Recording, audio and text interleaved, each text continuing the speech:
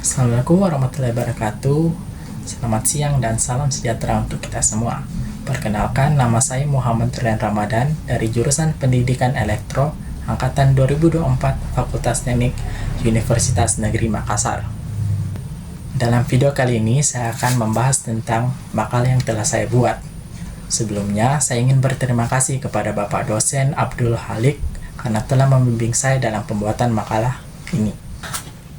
Adapun materi yang saya akan bawakan pada video kali ini yaitu adalah pertama, material dielektrik, kedua, arus bocor dalam dielektrik, ketiga, proses konduksi di dalam dielektrik, keempat, hubungan antara proses konduksi dan arus bocor, kelima, faktor-faktor penyebab arus bocor dalam dielektrik.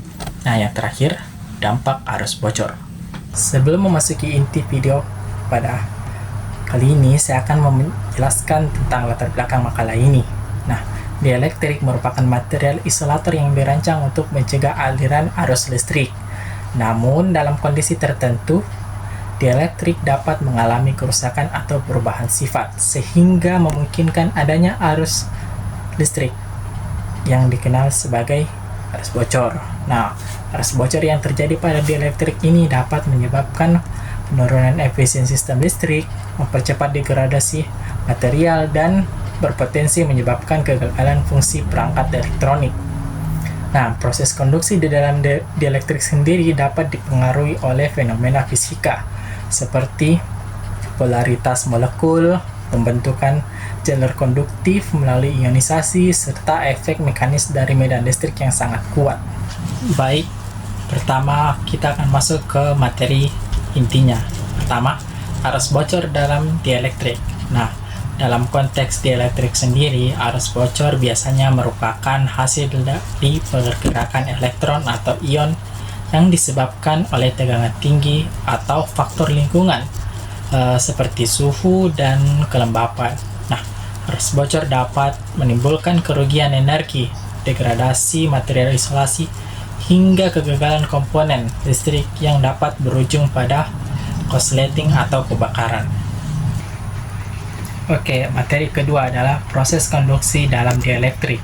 Nah, proses konduksi dalam dielektrik sendiri ada beberapa. Yang pertama itu adalah konduksi elektron, konduksi ionik, dan pemisahan muatan dari polarisasi.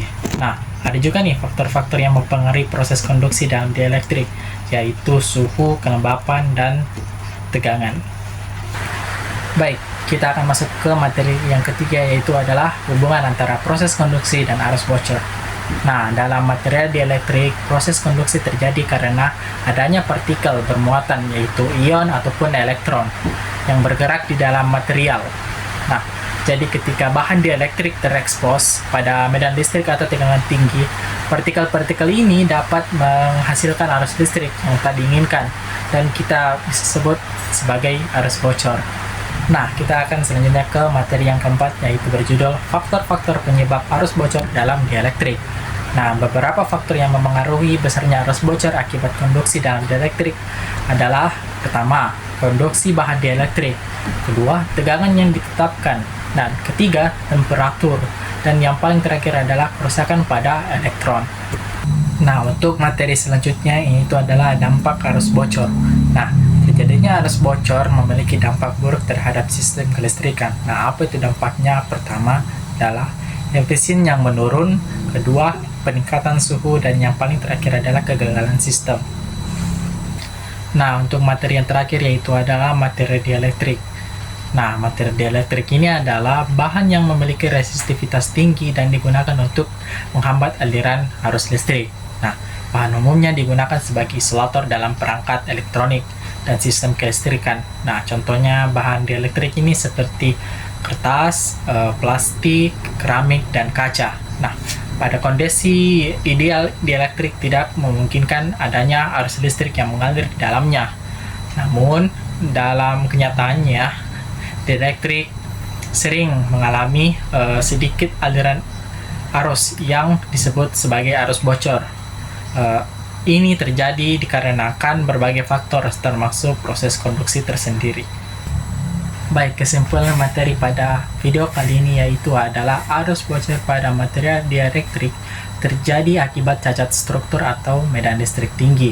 Nah, meskipun seharusnya berfungsi sebagai isolator, faktor seperti temperatur, medan listrik, dan kualitas material memengaruhi besarnya arus bocor.